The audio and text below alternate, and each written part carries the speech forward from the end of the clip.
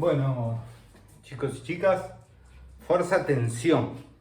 Como dice acá, las fuerzas llamadas de tensión es la fuerza o son las fuerzas que se ejercen, que ejerce una cuerda, un alambre, una cadena u otro objeto similar que es traccionado, tensado, ¿no? Su dirección es sobre la cuerda y su sentido desde el objeto hacia la cuerda. Su módulo varía según la situación. Vamos a explicar un poco esto. Yo por acá tengo una cuerdita. Esta cuerdita en este momento no está tensionada, no está traccionada. Pero si yo esta cuerda la estiro, la tenso, esta cuerda, ¿no?, está bien tensa. Esta es una fuerza de tensión que yo estoy haciendo. Ahora, ejemplifiquemos con otra cosa. Antes de eso, ¿no? Dice una cuerda, un alambre. Podría pasar lo mismo que un alambre. Si yo tiro de un alambre, ese alambre se tensa y aparece una fuerza de tensión que va por el alambre. Cuidado que no confundir con la fuerza elástica, que la fuerza elástica, ¿se acuerdan que eran resortes elásticos donde el elemento se deforma, se estira? Este elemento no se deforma, no se estira, ¿tá? Lo que le va a pasar es que se tensa, pero no cambia su largo. El largo siempre es el mismo, lo único que está haciendo es tensándose. Dice, su dirección es sobre la cuerda y su sentido desde el objeto hacia la cuerda. Miremos este ejemplo de acá. Este ejemplo puede ser un niño que está tirando con una cuerda que la dibujé punteada de un carrito de juguetes, y está tirando en dirección horizontal y hacia la derecha. La fuerza de tensión va a ir sobre la cuerda en el sentido de donde tracciona, donde tira el niño, y esas fuerzas las vamos a simbolizar con la letra T. Es una fuerza de tensión. Ahora, en el esquema de abajo, ¿no?, la fuerza va a ir hacia allá. Diferente es la situación que yo tenga el carrito y acá haya un niño que lo que hace sea empujar este carrito. Va a aparecer también una fuerza hacia el mismo lugar, pero esta simplemente la vamos a llamar fuerza. Está haciendo una fuerza. Las fuerzas de tensión se diferencian de las fuerzas comunes porque se dan sobre cables, alambres, cuerdas, una cadena, inclusive puede ser un hierro. Si yo tengo o un palo, imagínense un caballo que está tirando un carro, ¿tá? Ese caballo, el tirar del carro, lo hace mediante los palos que están dispuestos desde el carro hacia el caballo. Y sobre ese palo actúa una fuerza de tensión porque tracciona ese elemento. En este otro ejemplo que está acá abajo, es un niño que está tirando de un mismo carro, pero está tirando ya con un ángulo, ya no está tirando en dirección horizontal. Yo podría decir que este ángulo de acá, por ejemplo, este ángulo que se forma acá, son 15 grados, por decir algo, ¿tá? Pero vamos a borrar eso para no confundir. Ya no está tirando 15 grados con respecto a la horizontal, ¿tá? Pero ya no es una fuerza horizontal. ¿Por dónde va a ir la fuerza de tensión? Bueno, como dice acá, su dirección es sobre la cuerda y su sentido es desde el objeto hacia la cuerda. Desde el objeto hacia la cuerda. Esta va a ser la fuerza de tensión, ¿tá? Siempre aplicada a los cuerpos, tomamos como el punto medio. ¿De qué va a depender? Porque dice hacia la cuerda, ¿no? Del objeto hacia la cuerda. Su módulo varía según cada situación. Bueno, según cada situación. El niño puede tirar con más o menos fuerza, aplicarle más o menos fuerza a este carro, y la fuerza de tensión será mayor o menor, según la fuerza que haga el niño. Vamos a ver este segundo ejemplo. Es una pared y tenemos un soporte acá que puede ser metálico, un metal, y hay dos alambres que están sosteniendo un cartel que dice clase. Bueno, las fuerzas de tensión, ¿hacia dónde van a ir? Desde el objeto hacia la cuerda, ¿tá? Está colgando, o sea, este cartel, ¿qué está haciendo? Está colgando las cuerdas y lo está traccionando, ¿verdad? Y según esto que vimos, las fuerzas van por los cables. Esta va a ser una fuerza de tensión y obviamente como está sostenida por dos cables, desde este otro lado voy a tener otro cable que también va a estar traccionado, voy a tener una fuerza de tensión. Lo mismo pasa en muchísimos ejemplos. Supongan que tienen colgado desde un techo con una cadena, ¿tá? Una lámpara. Bueno, desde aquí también va a aparecer una fuerza de tensión. Podría representarlo así, y la fuerza de tensión siempre va a ir desde el objeto. Me quedó un poco... Desde el objeto hacia la cuerda. Es una fuerza de tensión. ¿Tá? Ahí vemos algunos ejemplos. Para ejemplificar un poco esto de otro modo, por ejemplo, yo podría tener una cuerda y atarle una taza, ¿no? Y esta cuerda, si esta así no está tensionada, yo cuando suelto esto, la taza ejerce peso hacia abajo, la fuerza peso, y tensiona la cuerda. La fuerza de tensión va desde la taza hacia arriba. Es un ejemplo muy similar a este. Va por la cuerda. Y por toda la cuerda, en todo el trayecto de la cuerda, la tensión es la misma. La fuerza de tensión es la misma. Otra cosita, esto que tengo acá en mi mano, se llama dinamómetro, que es para medir la cantidad de fuerza en newtons que hace algo que yo quiera medir. Por ejemplo, voy a medir cuánta fuerza en newtons hace esta taza colgada por acá, ¿no? Si yo acerco ahora esto para que ustedes lo vean y suelto la taza, no sé si se va a llegar a ver ahí, es bastante difícil que se quede quieto, pero esto está ejerciendo una fuerza aproximada de 3, y ahí ven que dice 5 newtons. Las unidades que mide esto son newtons. Esta taza está ejerciendo sobre esta cuerda una fuerza de tensión de 3 newtons, perdón. Bueno, ¿por qué dice que su módulo, o sea, su valor, el valor de la fuerza de tensión depende de cada caso? Y bueno, cuanto más grande sea esta lámpara, mayor sea su masa, más va a ser su peso, más va a ser la tensión que tiene que aguantar. Lo mismo pasa con el cartel. Cuanto más pesado sea ese cartel, más fuerza-peso ejerza, que la fuerza de peso va a ir hacia abajo, la tensión va a ser mayor. Lo mismo pasa cuando un niño tira del carrito. Cuanto más fuerza le ejerza, más es la fuerza de tensión. Dependerá de las situaciones. Ahora voy a borrar y voy a hacer un ejemplo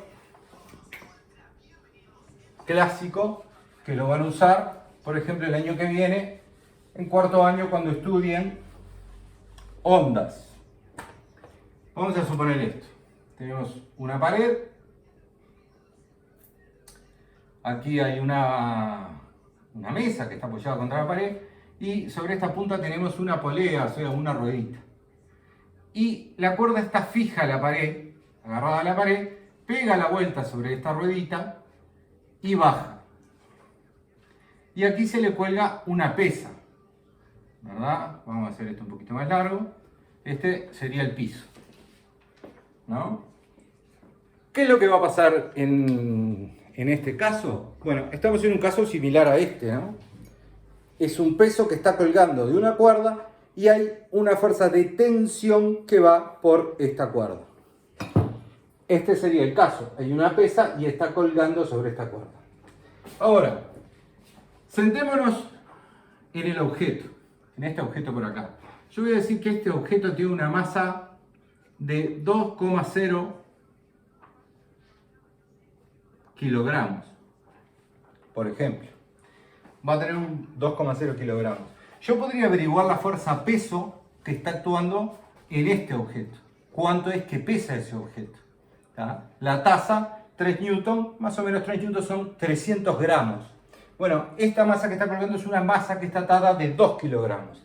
Si yo quisiera averiguar la fuerza peso, que ¿cómo va a ser la fuerza peso?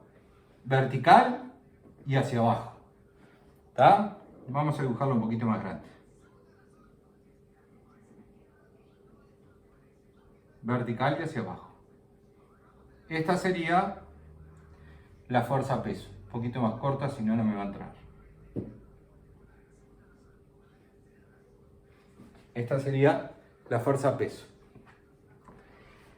Yo debo determinar el módulo de esta fuerza-peso. Porque supongamos que esto es una cuerda. Cuando yo le cuelgo la masa esta a la pesa, ¿qué hace? Se tensa eso. Pero acá está en equilibrio. Esta pesa ni baja ni sube. Quedó tensada esa cuerda y quedó en esa posición. Entonces, ¿yo qué puedo suponer y qué puedo averiguar y decir? ¿Y qué es lo que realmente pasa? Aparece una fuerza de tensión. Esta tensión viaja por toda esta cuerda, ¿tá? Y está agarrada a esta pared. Y la fuerza esta de tensión, ¿cómo tiene que ser? Bueno, tiene que ser con la misma dirección que la fuerza-peso, en este caso, esta es la fuerza de tensión, con diferente sentido, una va hacia abajo y la cuerda hace fuerza hacia arriba, ¿tá? Y de igual módulo. Al tener iguales valores, estas dos fuerzas, si yo tiro con la misma fuerza de un lado y de otro de una cuerda, esa fuerza esa cuerda queda en equilibrio. Si yo tiro con la misma fuerza de un lado y del otro, ¿qué le pasa? Queda ahí, ¿verdad? Yo lo tiro así, queda en equilibrio. Eso es lo que está pasando ahí. Entonces, la fuerza-peso se iguala a la fuerza de tensión. Si yo quisiera averiguar el valor de esta fuerza de tensión, ¿qué tendría que hacer? No podría saberlo porque no me da más datos el ejercicio como para que yo sepa cuánto vale esa fuerza de tensión. Pero ¿qué sí puedo saber yo? Que la fuerza-peso, el módulo de la fuerza-peso, ¿a quién tiene que ser igual si esto está quieto? Al módulo de la fuerza de tensión. Recuerden que les pongo las barritas al lado para indicar que estoy hablando de una fuerza. Es el vector de arriba y las barritas quiere decir que de esa fuerza, de las 4 características, punto de aplicación, dirección, sentido y módulo, solo estoy hablando de una, del módulo. Entonces podría calcular que la fuerza-peso se calculaba como la masa multiplicada por el campo gravitatorio y en este caso el módulo de la fuerza-peso, ¿a quién sería igual? ¿Cuánto es la masa? 2,0 kilogramos. Y el campo gravitatorio lo podemos redondear en 10 metros por segundo al cuadrado. Es 9,8, lo redondeamos en 10 para el cálculo. Entonces, ¿cuánto vale esta fuerza a peso? 2 por 10, 20. Y como es una fuerza, unidades de fuerza. 20 newtons. Si a mí el ejercicio, lo que me preguntan acá es ¿cuánto vale el módulo de la fuerza-tensión, el valor de la fuerza-tensión? Simplemente bastaría decir que la fuerza-peso es igual a la fuerza-tensión y es igual a 20 newtons. ¿Tá? Porque la fuerza-peso es igual, el módulo de la fuerza-peso es igual a la fuerza de tensión. No confundan que tengan el mismo valor, no quiere decir que sean la misma fuerza. De hecho, son fuerzas diferentes. El peso actúa hacia abajo y la tensión actúa hacia arriba. Recuerden que esto está en equilibrio. No es que le cuelgo una pesa y se parte la cuerda, ¿no? Queda colgando ahí, queda quietita. ¿Tá? Bueno, esto en cuanto a fuerzas de tensión. Mi amor. Esto en cuanto a fuerzas de tensión. Bueno, otro caso donde hay fuerzas de tensión, en una guitarra. Yo con las púas acá de la guitarra, esta es la guitarra de mi niño, puedo aflojar o tensar la cuerda y eso de hecho hace que varíe el sonido, ¿no? Ahí está bien flojita esta cuerda mayor, la cuerda mayor, pero yo podría aflojarla o puedo apretarla que se tensione y el sonido va cambiando. Sobre todo esta cuerda está actuando una fuerza de tensión. Bueno, esto en cuanto a fuerza de tensión. Ahora vamos a borrar esto y vamos a ver otra fuerza que se llama fuerza de empuje y que no tiene nada que ver con empujar un objeto. Bueno, por último vamos con la última que vamos a ver de las fuerzas importantes y es la fuerza de empuje, que nada tiene que ver con empujar, tiene que ver más bien con fluidos. Los fluidos son todo tipo de líquidos o gases y las fuerzas que se experimentan en líquidos o gases. Las fuerzas de empuje son las fuerzas que ejercen los fluidos, como por ejemplo la fuerza que ejerce un líquido o un gas sobre un objeto. Su dirección es vertical, su sentido es hacia arriba y su módulo, su valor, dependerá de la densidad del fluido y el volumen del objeto. Lo llamado el principio de Arquímedes, que difícilmente lleguemos a verlo este año. Pensémoslo así. si nosotros tenemos la superficie, una superficie del agua, y yo sobre la superficie del agua tiro una pelota, la pelota va a flotar. La pelota tiene peso, por lo tanto, si no estuviera el agua, la pelota caería, ¿no? Caería hasta tocar la tierra. Pero como hay agua, esta pelota queda flotando. Vamos a suponer que la masa de la pelota son 0,5 kilogramos. Yo podría calcular cuánto vale este peso, que son 0,5 kilogramos, por el campo gravitatorio, que lo redondeo a 10 metros por segundo al cuadrado, y me da que la fuerza peso es una fuerza de 5 newtons. Si yo pongo una pelota arriba del agua con una fuerza peso de 5 newtons, la fuerza de empuje iguala a esa fuerza peso y esta pelota queda en equilibrio, ¿tá? No se mueve ni hacia arriba ni hacia abajo. Vamos a pensar el mismo caso de una pelota, pero una pelota de mucho mayor masa. Si tiene mayor masa, va a tener mayor peso. Por lo tanto, dibujé la fuerza peso mucho más grande. La fuerza de empuje que hace el agua, si yo hundo una pelota en el agua, ¿qué es lo que quiere hacer la pelota? Quiere saltar hacia arriba. Si alguna vez fueron a la playa y hundieron una pelota en el agua en una piscina, lo que hace la pelota es, cuando yo la suelto, saltar hacia arriba.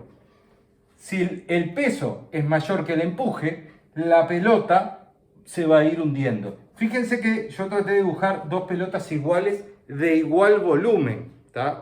Esta podría ser una pelota de fútbol y esto, pónganle, puede ser una pelota maciza de metal. ¿Qué va a pasar? El volumen, el espacio que ocupa esa pelota en el aire, lo llamado volumen, ¿tá? Es el mismo en ambas pelotas. Pero en esta el peso es mayor, no llega a contrarrestar la fuerza de empuje y la pelota, como esta fuerza es mayor, se va a ir hundiendo hacia el fondo del mar. La dirección de la fuerza de empuje siempre es vertical hacia arriba, ¿no? Nunca va a salir la pelota hacia acá, sale vertical hacia arriba. Voy a borrar a esto para poner algún que otro ejemplo, ¿no? Son las fuerzas que ejercen los fluidos, porque la fuerza de empuje, ¿quién la produce? El fluido, en este caso el agua. En este caso también es el agua. Es la misma agua con dos pelotas del mismo volumen, pero diferente masa. Por lo tanto, esta va a tener más peso, al tener más masa. Ahora piensen, imagínense, ¿vieron esas pelotas grandotas que hay de pilates? Que hacen gimnasia. Imagínense tratar de hundir una pelota de esas en la playa. Voy a borrar este caso, ¿no? Y voy a suponer que acá tengo una pelota de esas grandotas así de pilates. Pero las pelotas de pilates son bien livianitas. Voy a suponer que tiene el mismo peso que esta, ¿tá? ¿Cuál me va a costar más hundir si yo quiero hundir alguna de las dos en el agua?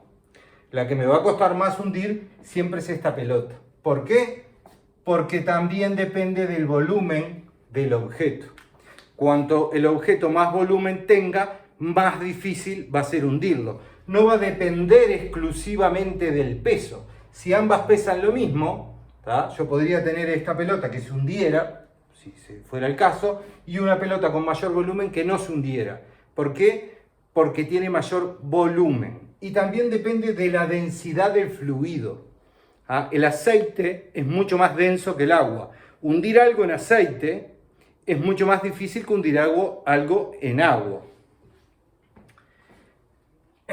Y recuerden, ¿no? En este caso, la fuerza peso siempre la represento en medio de la pelota, iría hacia abajo, la fuerza peso, y la fuerza de empuje iría hacia arriba. ¿Tá? Cuanto más yo trate de hundir esta pelota, más va a ser el empuje porque depende del fluido que desplace, del volumen del fluido que desplace. El volumen de agua que abra hacia los costados, que quite.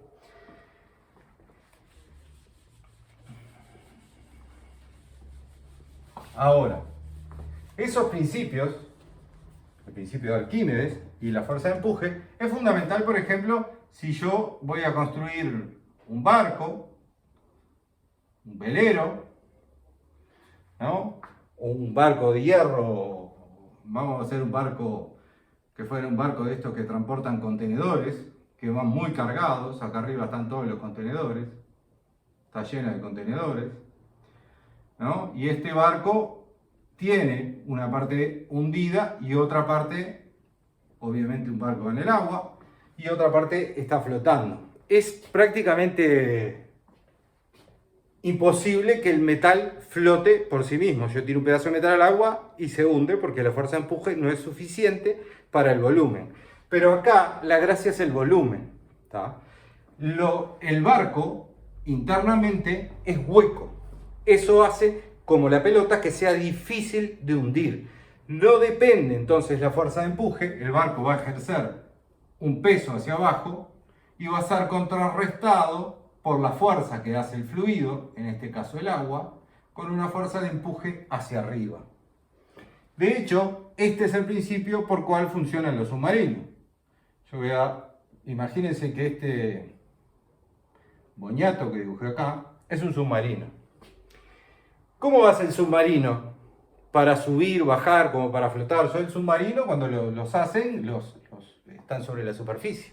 Bueno, lo que hace el submarino, que mantiene su volumen constante, es aumentar la masa que va a tener adentro.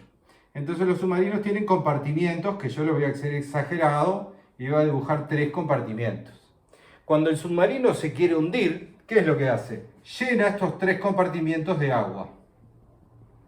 Aumenta su masa, aumenta el peso, la fuerza de empuje es la misma. Al aumentar esto el peso, va a tener un peso enorme que va a ir hacia abajo. Y la fuerza de empuje va a ir hacia arriba. Llega un momento que esto se hunde y se va a mantener en equilibrio. Si lo quieren hundir más, el submarino, ¿qué es lo que hacen? Bueno, llenan con un poco más de agua. Aumentan el peso y el submarino, como el peso, al llenarlo más de agua, el peso es mayor a la fuerza de empuje que puede hacer. Vieron que yo la dibujé más larga. ¿Tá? Si la dibujo más larga, quiere decir que esta fuerza es mayor que la fuerza de empuje. La fuerza de empuje depende del volumen de líquido desplazado, del volumen entonces que tenga este supuesto submarino. ¿Tá? Si yo quiero que el submarino se quede siempre a la misma altura, bastará con llenarlo de agua para que esta fuerza sea igual a esa y ese cuerpo va a quedar en equilibrio. Recuerden que si yo tengo una fuerza hacia arriba y otra hacia abajo y ambas son iguales, el objeto queda quieto y no se mueve. ¿Cómo hace para subir y para bajar el submarino? Bueno, es bastante sencillo. Si yo quiero que el submarino baje, ¿qué voy a hacer? Imaginen esto. Que sacan el agua que está acá. Que el submarino suba. Que sacan el agua que está acá. El submarino al tener más agua de este lado, el submarino por sí solo se inclina. ¿Qué le va a pasar al submarino este? Se va a inclinar así. Porque tiene más peso en la parte de atrás. Supónganle que cargan este compartimento de acá atrás. Esto está lleno de agua y lo demás es todo aire. Luego prenden los motores que van a impulsar, acá tienen las hélices, lo único que hacen las hélices es que vaya hacia adelante. Si el submarino está equilibrado y prenden las hélices, va a ir así. Si el submarino se tuerce porque acá atrás tiene más peso, porque yo lo lleno la parte de atrás de agua, se va a inclinar. Prenden los motores y subirá inclinados. Para que baje es exactamente al revés. Si yo quiero que un submarino se baje así, por ejemplo, ¿qué tendría que hacer? Bueno, bastaría con llenar acá, en esta parte, prender las hélices y va hacia abajo. En general, los submarinos no trabajan así, bajan y suben a la vez que prenden los motores, ¿no? Los submarinos no se van como torciendo abajo del agua. Pero este es un principio fundamental, el de la fuerza de empuje, para todo este tipo de cosas que trabajan en el agua. A nadie se le ocurre hacer un barco, ¿no? Y tirarlo al agua a ver si flota. Imaginen que hago un barco, un crucero que sale millones y millones de dólares y lo tiro al agua a ver si flota. Bueno, no las hacen así. No tiraría millones de dólares al agua a ver si flota. Resulta que calculé mal y el barco se hundió. Todo esto se calcula. Son ecuaciones bastante complicadas que este año seguramente no vamos a ver. Pero es interesante ver que depende del volumen del barco, va a depender de la masa del barco también y de la cantidad de fluido que desplace. ¿Tá? Básicamente Eso es sobre la fuerza de empuje, es una fuerza que vamos a ver muy por arriba, pero bueno que sepan que existe una fuerza que se llama empuje y actúa en fluidos. Cuanto más denso es el fluido, más difícil va a ser hundirlo, ¿verdad? Si esto es agua, va a ser relativamente sencillo hundir algo. Si esto fuera aceite, me cuesta más hundirlo, y cuanto más denso sea el líquido, más me va a costar. En resumen, la fuerza de empuje depende de la densidad del fluido y del volumen del objeto, ¿tá? También va a depender de su peso, pero ya les digo, los cálculos son bastante más complejos. Bueno, con esto vamos liquidando fuerza de empuje. De las fuerzas importantes, ¿y por qué se le llaman fuerzas importantes? Vimos la fuerza peso, la fuerza normal, la fuerza de rozamiento, la fuerza tensión y la fuerza de empuje. Y la fuerza elástica, que me estaba olvidando. Vimos 6 fuerzas que se le llaman con un nombre particular a cada una de ellas, porque cada una de ellas tiene algunas condicionantes especiales, ¿tá? Como por ejemplo, fuerza de empuje siempre actúa en la vertical y hacia arriba. No confundir con la normal. Esto no es la normal. Es la fuerza de empuje, la hace un fluido. Si yo tengo el mismo esquema de una caja que está apoyada sobre el piso, esta caja va a tener una fuerza peso y va a existir la fuerza normal, que la tendría que dibujar del mismo tamaño, donde estas dos fuerzas se anulan y el objeto se queda apoyado sobre la superficie en equilibrio.